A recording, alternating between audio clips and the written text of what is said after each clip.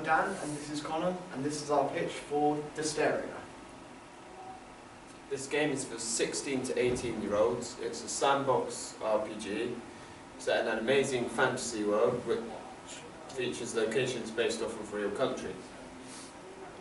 You play as a member of a small group of bandits called New Dawn. The player builds up the group by taking over businesses, completing heists and other bandit activities. The game will also utilise an awesome reputation system, which people's opinions of you will depend on your reputation with the people.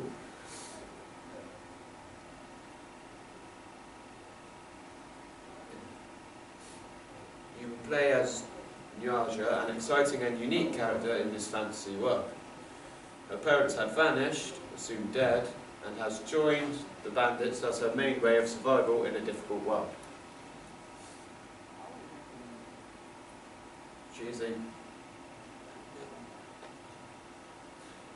Nyaja is a confident and strong leader. She is 19 years old and is an independent warrior in a cruel world. Her parents went missing when she was 16, and this has shaped her now to be a strong and shaped her now to be strong and capable of doing things herself. The enemies you'll face in the game will be various bandit groups which vary in difficulty based on the strength of the group you're facing and based on your notoriety in the nation that you're currently in. You may have to fight city and town guards as well. The enemies will get more difficult based on the group of enemies you're currently facing. This will keep it fun and challenging. And also they'll vary on what type of enemy they are. The player will also encounter other bandit leaders. If the player defeats the bandit leader, the player then takes control of the defeated group of bandits, which they can then be controlled. Bandit groups the player controls can also be ordered to do missions which will play out like the Assassin's Creed games, where you order assassins to complete missions. The player can conquer other bandit leaders at more and more challenging levels. The game is set in the world of Desteria.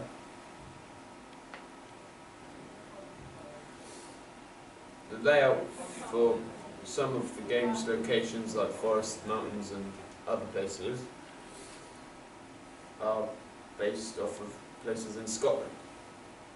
The fantasy world will be rich and exciting with original towns and cities that will be similar in layout to towns around the country.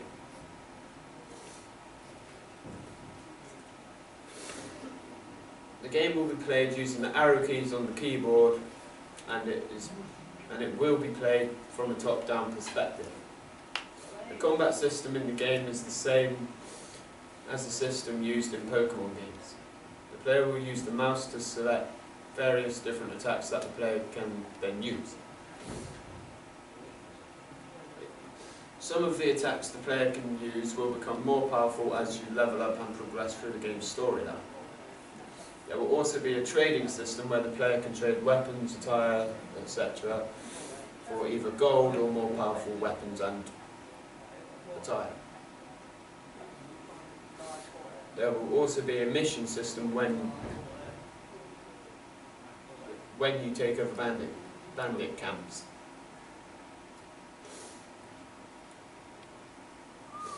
The style of the art in the game is sprite/pixel art and animations. For example, in the forest, the colours will be a mix of green, brown and some other bright colours. In towns, the colour will be various colours depending on the type of building there are.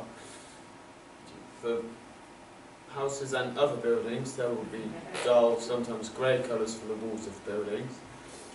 Town gates will be mainly brown, but some of the gates might be metal, kind of like portcullis, so that's like sort of light grey, sort of silvery colour. And the outfit that the characters in the game will wear will be different colours depending on which faction they're in. The factions are bandits, thieves, guards, dwarves and normal townspeople.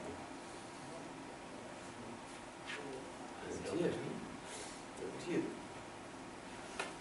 Okay, the features in this game include a sandbox, which basically means that you can do pretty much whatever you like in the game. You don't have to follow the storyline, and you can spend as much time exploring and getting to know the people of the world and the locations, and then when you're ready, continue further into the storyline, which may have more to do with the sandbox element of the game. As this game is centred around a bandit group, there will be heists and crimes. This is the main feature of the game due to the fact you play as a bandit group. These heists and crimes vary in difficulty and also planning as well. There's a build your own town feature for people who just want to relax and kind of just let the world go by and gather up resources and money in a more ethical way. There's a reputation system which makes the game much more immersive by allowing you to tailor the game to you by doing certain actions towards characters you may find that you dislike. And this would make those characters eventually become rather hateful towards you, or if you like a character, and they will eventually become friendly with you. There is a marriage and family system. This adds to the sandbox feature. Basically, it's like the system in Fable, where you meet somebody, eventually get a house with them, then raise up a family, and you can order your family to do things and stuff.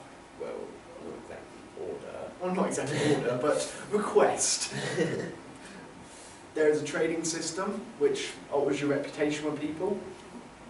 Doesn't really need much explaining. It's a trading system. Plus, I already explained that as well. Build up your own group. That's pretty self-explanatory. You just build your group with people you meet or people you take over. There'll be Easter eggs in the game, like little hidden things that are references to maybe other games, books, TV shows, that sort of thing. There's a hidden feature, not going to talk much about that. It's open world, which means you can explore the whole world at your own leisure. Right, software and hardware. To make this game, we'll need RPG Maker Ace. This has things in it to make sprites and also design the world. We'll need the runtime package for RPG Maker Ace. This is essential in order to actually use the software and also to test the game and play it. We'll need a computer or a laptop with at least Windows XP, because the minimum requirements for RPG Maker are Windows XP. We'll need 2 of these for me and Con to work on. You won't be needing Photoshop, as the engine comes with some editing tools to make images for assets for the game. Adobe Audition will be needed to make sound effects. We want to create sounds like swords hitting each other for battle sounds, and from an arrow as it's being shot, and also other sorts of sound effects. Maybe a bit of voice acting if we have the people and resources to do so. Microphones will be needed to actually record the sounds, so we'll actually need to record the sounds of swords hitting each other, and also try different ways of creating certain sound effects. This game features a strong female protagonist. The target audience is in the age range for the game's brief, 16 to 18, so we won't include certain things. We're aiming this game at both men and women, mainly mid-core to hardcore gamers, but casual gamers could enjoy it as well with the whole build your own town thing. There will be little to no blood in combat, which means it won't be too gory, so it fits the 16 to 18 age range. We'll invent our own words to replace swear words, kind of like what was done with Farscape, Battlestar Galactica, and things like that. Well, it's not a platformer, it will be an action RPG with exciting twists and turns. There'll be no adult scenes, although it will be implied, with the whole sort of, you know, making a family thing. It'll be available on PC, and it may be released on other platforms if it's a success with the demographic. Yeah. Now we've come to some moral and ethical issues. It's a good mix. Or short, moral issues. It's a good mix. Basically, we want to show Nyaja as a strong female lead character, and we will do so. We do use criminal activity in the game as a way of progressing through the story, but we do not wish for anyone to recreate the actions they see in this game, and we do not condone these actions being reperformed in real life. Dwarves will have the stereotypical Scottish accent, which is quite typical in fantasy games such as World of Warcraft, Dragon Age, things like that. And elves will have their usual stereotypical high-class attitudes. We don't have the overuse of alcohol or drugs in this game, and as this game is a 16, we don't expect a younger audience to be playing it, although there may be a few that slip through the gaps, but it's their own fault if they've seen this stuff, to be honest. We are not telling them to play it.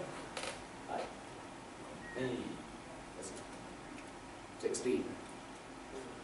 Could have been good. There are no legal issues with this game as we've come up with original ideas. We haven't copied anyone with this in any way. We made sure not to use any brands or products that are owned by other people or companies. The PEGI rating for this game will be a 16. We've looked at the PEGI website and this game fits perfectly with their not sure what the word is. Criteria. Yeah, criteria. There'll be some violence, obviously, and criminal activity, but we've made sure to keep it to a 16 level. We want to trademark our studio, Creepers Anonymous, so that no one can make games under our name. This will protect us as a studio from other people, also protect us from piracy, I guess. The costs of this game. Right. RPG Maker Ace, you will only need one copy because we can't work on it simultaneously, but this will cost us £48 and 3p. Labour costs, this will be how much we want to make it, so our salaries of hourly fees altogether should be £2,000, roughly. Adobe Audition and computers are already available at college, so we can get them for free. So that won't be in our budget. Trademark for the game will be £170. We'll also be advertising through social media and forums and other sorts of words of mouth. This will limit our marketing budget to £0 because it can all be done for free.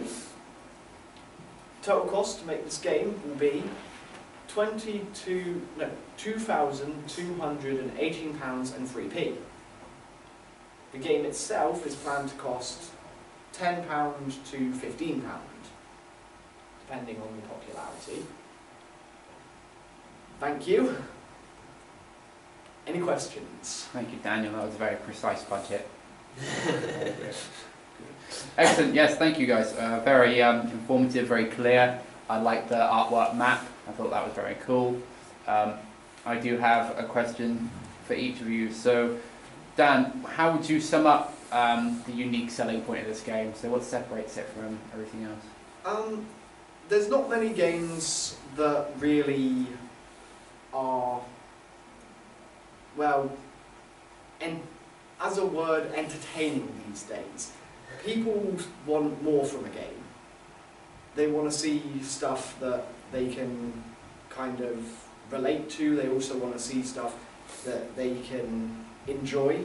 And with certain games coming out these days, this sort of thing is quite popular. But set apart because you don't see many games set in a fantasy world where you're like playing as the bad guy. So that's your... Okay, fine. Connor, what sort of PC platforms are you going to release it on? So where could you make your game available?